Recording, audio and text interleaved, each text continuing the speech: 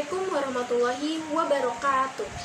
Perkenalkan, nama saya Fauzia Zahwa dengan NIM 2021025103 dari Program Studi PGSD Universitas Muhammadiyah Profesor Dr. Hamka. Pada kesempatan kali ini saya akan mempresentasikan hasil proposal penelitian yang sudah saya rancang dalam rangka memenuhi tugas mata kuliah metodologi penelitian dengan dosen pengampu Bapak Zulherman MPD. Baik, selanjutnya saya akan memaparkan hasil proposal penelitian saya yang berjudul Penerapan Pembelajaran Matematika Realistik berbasis tim PJBL pada materi Bangun Ruang Balok dan Kubus kelas 5 Sekolah Dasar. Baik, berikutnya terdapat latar belakang yang berisi masalah-masalah yang saya temui dari beberapa artikel yang sudah saya baca. Di antaranya, menurut Sari NP pada tahun 2020, matematika merupakan mata pelajaran yang abstrak dan sulit, sehingga peserta didik sulit memahami konsep matematika dan menerapkannya dalam kehidupan sehari-hari. Sedangkan menurut Junaida dan Mariana pada tahun 2022, pada beberapa sekolah pembelajaran matematika tergolong monoton dan tidak menyenangkan, sehingga peserta didik tidak diberi ruang untuk mengalaminya sendiri dan membentuk pemahamannya. Sedangkan pada hasil penelitian Asrianti dan Purwati pada tahun 2020 menunjukkan bahwa minat, motivasi, dan faktor lingkungan dari lingkup keluarga merupakan faktor sulitnya peserta didik memahami pembelajaran matematika. Kebanyakan dari guru melakukan pembelajaran matematika dengan menjelaskan objek matematika, memberi contoh dengan objek yang baru dijelaskan, membuat soal dan diselesaikan peserta didik dengan contoh yang sama, serta pemberian latihan soal. Menurut Aksari, Sapitri, Harahap, dan Munte pada tahun 2021.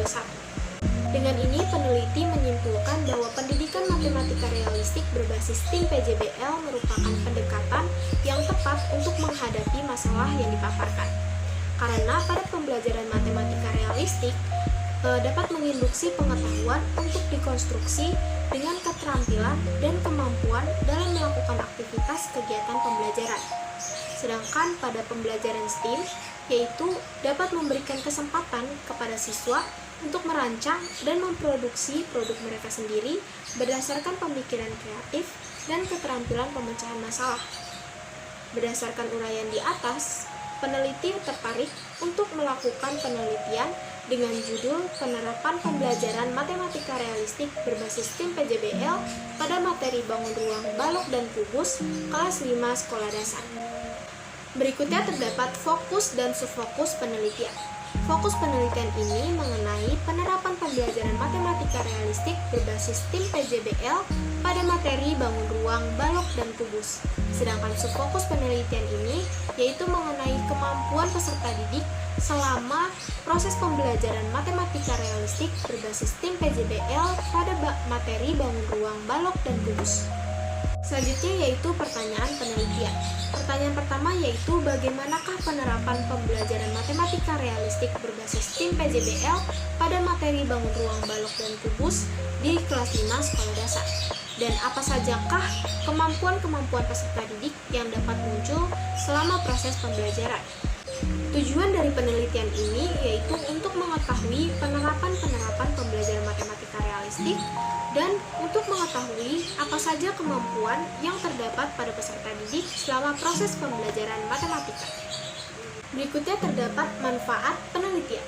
Manfaat penelitian yang pertama yaitu dapat dijadikan sebagai inovasi baru untuk para fasilitator pendidikan atau pendidik dalam kegiatan pembelajaran matematika kelas 5. Yang kedua, dapat dijadikan sebagai kegiatan pembelajaran matematika untuk meningkatkan keterampilan peserta didik. Yang ketiga, dapat dijadikan referensi baru bagi pendidik untuk melaksanakan kegiatan pembelajaran matematika yang kreatif, khususnya pada materi Bangun Ruang di kelas 5 sekolah dasar. Berikutnya terdapat kajian teori yang dibagi menjadi 3 poin. Yang pertama yaitu pendidikan matematika realistik, yang kedua STEAM, dan yang ketiga Project Based Learning atau PJBL. Menurut Ahmad dan Asmaidah pada tahun 2017 dalam penelitian Jeheman, Gunur, dan Jelatu pada tahun 2019, dijelaskan bahwa pendidikan matematika realistik adalah pembelajaran matematika dengan pendekatan yang dimulai dengan peserta didik mengalami secara kontekstual keterampilan dalam berproses, diskusi, kolaborasi atau penggabungan, interaksi atau interaktif, agar peserta didik dapat melaksanakan eksperimen baik secara individu ataupun kelompok. Tujuan dari pendidikan matematika realistik adalah menciptakan pembelajaran dengan peserta didik sebagai center untuk mengeksplor seperti menemukan kembali dan menyusun konsep matematika dengan kontekstual atau nyata. Berikutnya yaitu STEAM. Menurut Darmadi, Budiono, dan Rifai pada tahun 2022, STEAM memiliki kepanjangan yaitu Science, Technology, Engineering, Art, and Mathematics, yaitu pembelajaran inovatif karena menggabungkan sains, teknologi, teknik, seni, dan matematika.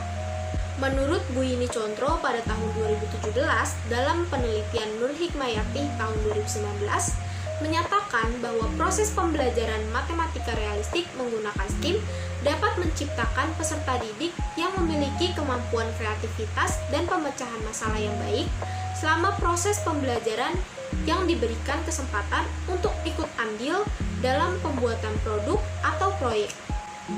Implementasi STEAM pada pembelajaran matematika dapat digunakan dalam membangun kemampuan berpikir kritis, kreatif, dan pemecahan masalah, dapat digunakan melalui pemahaman keterkaitan antara konsep matematika serta menghasilkan sebuah ide, gagasan, solusi, dan produk yang terdiri dari 3 tingkatan, yaitu proyek bersifat pendek dengan kurun waktu 2-6 pertemuan atau level 1, proyek bersifat lama dalam kurun waktu 1-3 bulan atau level 2, dan proyek yang bersifat long term dalam kurun waktu 5-6 bulan atau level 3 dalam penelitian Nur Hikmayati tahun 2019. Berikutnya yaitu poin Project Based Learning atau PJBL. Menurut Priantri pada tahun 2020, pembelajaran berbasis proyek merupakan kegiatan pembelajaran yang kontekstual dan dapat menghasilkan produk setelah melalui berbagai macam kegiatan yang cukup rumit sehingga dapat mengembangkan kemampuan anak karena diberikan kebebasan dalam menggali informasi, merencanakan kegiatan, dan membuat proyek dengan materi yang terpadu. Peran guru dalam pembelajaran berbasis proyek adalah sebagai fasilitator yang dapat menyediakan fasilitas belajar yang kreatif dan menarik, seperti dalam hal strategi, media yang digunakan, teknik pembelajaran, serta model pembelajaran yang disesuaikan dengan kenyamanan peserta didik. Keunggulan PJBL atau Project Based Learning yaitu dapat mengembangkan kemampuan dalam hal pemecahan masalah. Peserta didik menjadi aktif dan dapat dengan baik memecahkan masalah yang sulit sehingga memberikan pengalaman dalam pembelajaran membuat produk dengan mengorganisasikan proyek mulai dari pengaturan waktu dan penemuan sumber lainnya. Terdapat penelitian terdahulu yang relevan dengan penelitian ini. Yang pertama yaitu aktivitas tim Max Linsot Powerful Withering di kelas 4 sekolah dasar milik penelitian Junaida dan Mariana pada tahun 2022. Penelitian ini berfokus pada pengembangan media ketapel yang memadukan pendidikan matematika realistik dengan pendekatan STEAM PJBL pada peserta didik kelas 4 SD untuk mengetahui 5 kemampuan kognitif. Yang kedua yaitu ada implementasi pembelajaran matematika realistik berbasis STEAM di sekolah dasar milik Sari MP pada tahun 2020. Penelitian ini lebih menjelaskan pemberian pengetahuan mengenai STEAM dalam implementasinya di pembelajaran matematika realistik. Yang ketiga yaitu ada kajian konseptual pembelajaran proyek dengan pendekatan realistik berbantuan media YouTube untuk meningkatkan kemampuan komunikasi matematis milik penelitian Handayani, Mariani, dan Asikin pada tahun 2018. Penelitian ini berfokus pada pembelajaran pendidikan matematika realistik menggunakan media YouTube untuk meningkatkan kemampuan komunikasi. Metode penelitian. Penelitian ini menggunakan metode kualitatif dengan pendekatan design-based research untuk menciptakan penerapan pembelajaran matematika realistik berbasis tim PJBL yang terstruktur.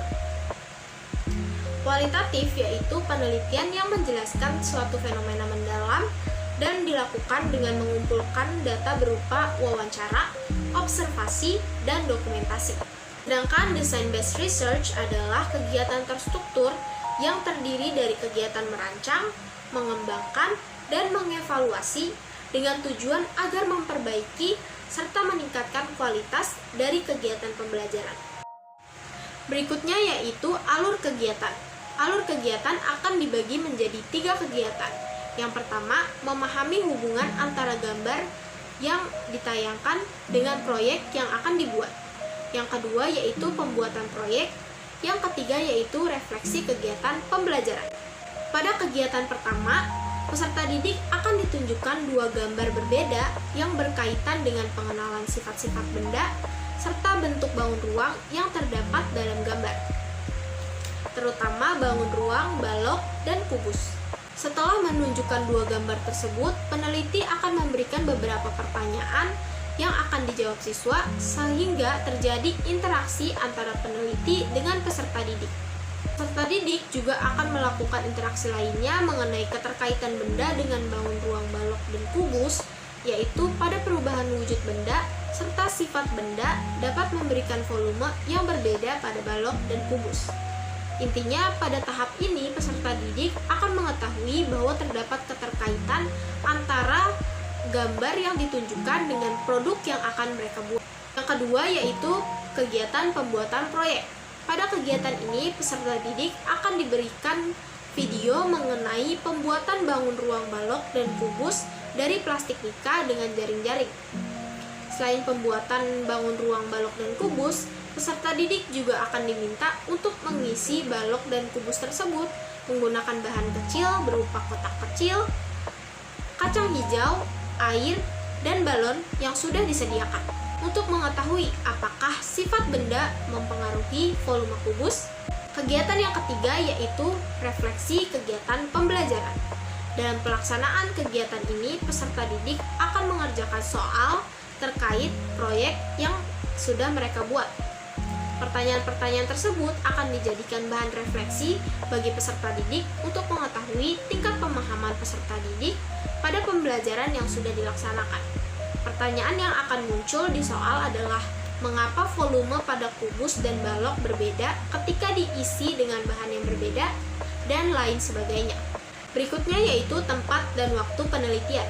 Waktu penelitian ini sudah dilaksanakan sejak bulan Desember lalu, dan lokasi penelitian ini dilakukan di SD Negeri Jombang 3 yang beralamat di Jalan Rawalele, Kelurahan Jombang, Kecamatan Ciputat, Kota Tangerang Selatan. Teknik pengumpulan data.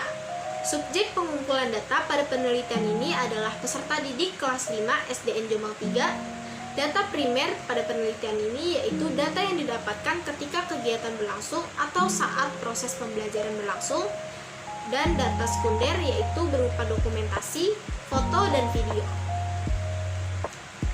Teknik pengumpulan data ini dibagi menjadi 3 yaitu observasi, wawancara, dan dokumentasi.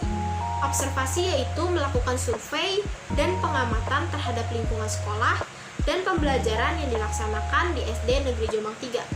Sedangkan wawancara yaitu wawancara yang dilakukan dengan pihak sekolah seperti guru dan kepala sekolah serta peserta didik. Sedangkan wawancara yang dilakukan bersama peserta didik yaitu dilaksanakan secara interaktif saat pembelajaran. Yang ketiga yaitu dokumentasi. Dokumentasi berisi foto dan video kegiatan yang dilaksanakan saat penerapan pembelajaran. Prosedur pengumpulan data. Dalam penelitian Junaidah dan Mariana pada tahun 2022, menurut Amil dan Rivers pada tahun 2008, design-based research dapat menggunakan tahapan observasi yang terdiri dari identifikasi masalah, perancangan, siklus berulang, dan refleksi. Siklus berulang. Pada penerapan pembelajaran yang akan dilaksanakan menggunakan siklus berulang dengan 2 siklus yang dilaksanakan. Siklus pertama yaitu hari pertama pembelajaran dimulai dengan perkenalan terlebih dahulu beradaptasi dengan aktivitas pembelajaran yang diterapkan. Pada saat siklus 1 selesai, peneliti akan mengevaluasi kegiatan pembelajaran pada siklus 1. Sedangkan pada siklus kedua adalah lanjutan dari siklus 1 berupa penerapan pembelajaran berdasarkan hasil evaluasi siklus 1. Selanjutnya yaitu teknik analisis data dan keabsahan data.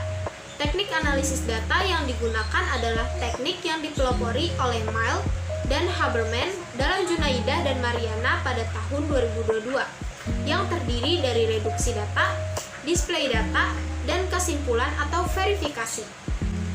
Berikutnya yaitu keabsahan data. Keabsahan data yang peneliti gunakan untuk menguji kevalidan data yaitu dengan triangulasi sumber. Triangulasi sumber yaitu dengan membandingkan hasil wawancara dari peserta didik saat proses pembelajaran dengan informasi dari guru dan kepala sekolah. Cukup sekian pemaparan hasil proposal penelitian yang sudah saya rancang. Kurang lebihnya mohon maaf. Wabillahi taufiq wal hidayah. Wassalamualaikum warahmatullahi wabarakatuh.